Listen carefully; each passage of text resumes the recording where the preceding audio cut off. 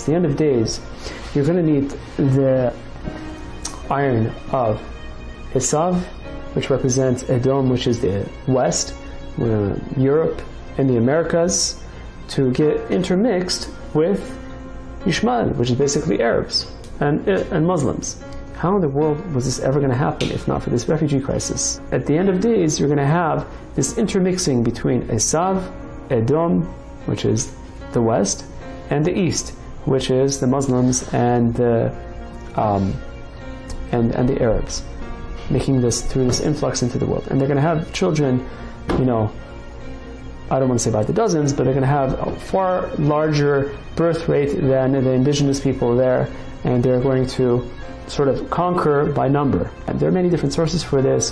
One of them in Yehezkel, chapter 14, and many other sources as far as this is concerned, where it's mentioned very, very vividly what will happen to the Jews and what will happen to Yerushalayim and what will happen to the world at that time, where there will be many, many people killed and so on and so forth. So the idea of having these refugees come into Europe, it's no longer a matter of whether it's right or wrong.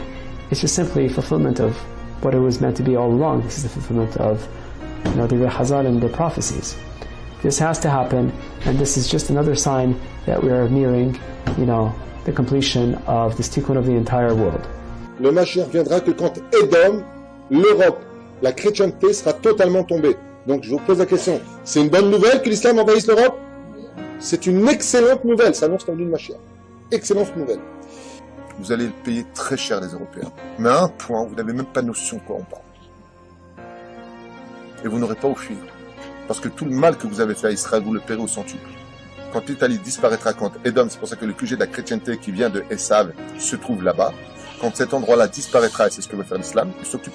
L'islam, c'est le balai d'Israël, sachez-le. And we are saying, yes, we will love our neighbor. Last week, Highest organized a letter signed by over 1,200 rabbis. Can you imagine getting 1,200 rabbis to agree on one thing? But agree they did, and what they agreed was to ask our elected officials not to halt or even to limit the United States Refugee Admissions Program.